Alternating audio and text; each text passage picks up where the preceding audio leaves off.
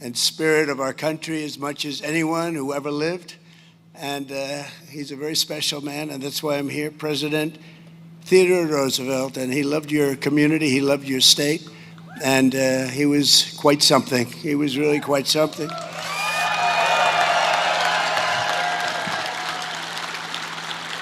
And here, beneath the wide open sky of the Badlands, they call it the Badlands. I said, what's that all about?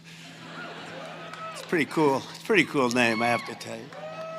On the steps of the burning hills, we dedicate a living monument to a legend, a statesman, a soldier, frontiersman, and a true American hero. This is a very exciting thing for me, and number one, I have to tell you, because this was an inaugural flight of a certain airplane called Air Force One after 37 years.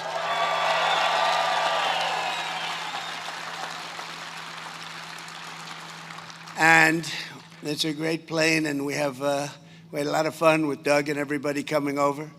But we talked about Theodore Roosevelt a lot, because he was something that was really very special. And number two, because I'm honoring Theodore Roosevelt, and that's the man who I have long admired. He's one of the few. I don't admire too many people, I have to tell you. There's not a lot of people out there. And number three, I'm back in North Dakota because I won this state with the most votes in the history of the presidency. Thank you. Thank you very much.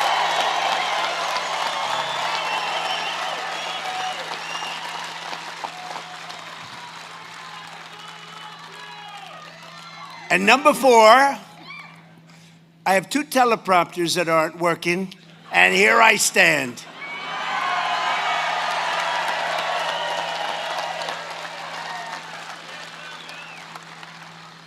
But TR once observed that I would not have been president about himself had he not been, and had it not been for the experience in North Dakota. He had a great experience here. It really shaped him so much. So there could be no better place for this new national treasure than the Rough Rider state. I met some of the Rough Riders. They are Rough Riders. They're good riders, too. They were very impressive.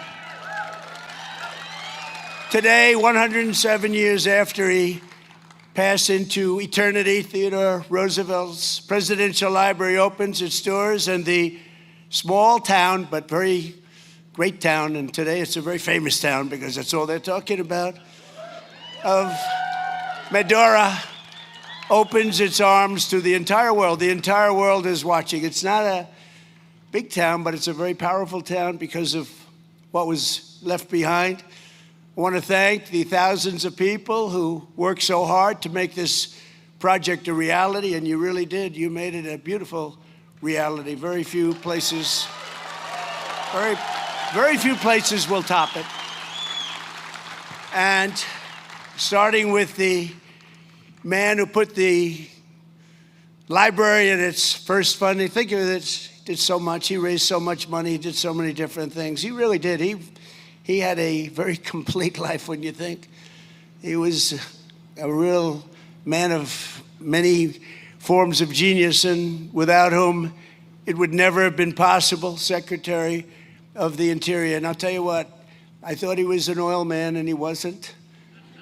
I saw him on a debate because this guy was actually going against me. Can you believe it? But I thought he was very impressive. I thought his wife, Catherine, was even more impressive, to be honest with you. And so impressive that I said, he's a good man. That guy's all right. But he's been fantastic. He's been a tremendous Secretary of the Interior and the best ever. There's never been a Secretary of the Interior like Doug Burgum. Thank you very much. Thank you. Never been.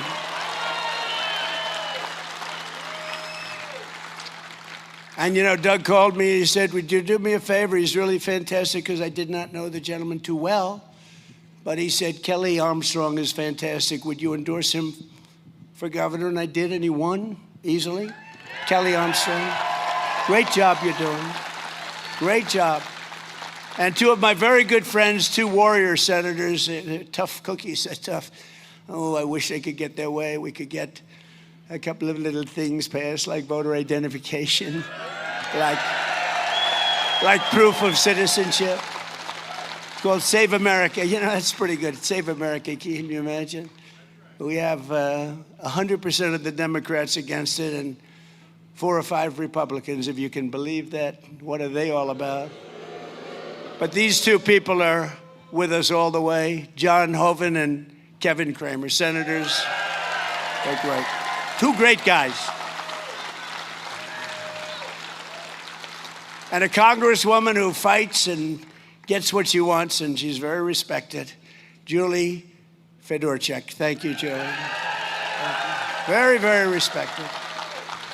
And we have our ambassador, Monica. Where's Monica? Monica Crowley. Fantastic. Acting Secretary of the Navy, Hung Cao. And we're building a lot of ships. North Dakota House Speaker, Robin Wise. Thank you. Thank you. Doing a great job. State House Majority Leader, Mike LaFleur. Mike. Thank you, Mike. State Senate Majority Leader, David Hogue. Thank you, David. And all of the members of the North Dakota legislature, I hear every single one. I'm not going to introduce you. You have no chance of that. I'll be here all day, but you're all here. We love you, and you've been with us from day one. Thank you very much. Thank you. And the CEO, who's done a fantastic job, he took me around. I thought it would be maybe 10 minutes, 5 minutes. I've been doing this for 2 hours. Thank goodness I love the subject, or I would not have put up with it. Doug said, you could come in. You know, I'm prosecuting a war, which we're winning very easily, by the way. But I said, Doug, let's fly in. We'll do 10, 15 minutes. I know I'm going to love it. And then I'll get out. Oh, absolutely, sir. So then time comes. He got me making speeches. I was over there 2 hours. I know more about that museum than the people that built it. But that's okay, because they did a very good job. I can report that they did a really good job. The CEO of the Theodore Roosevelt Presidential Library, who really did give me a tremendous amount of knowledge, I mean, about things that I never would have thought could have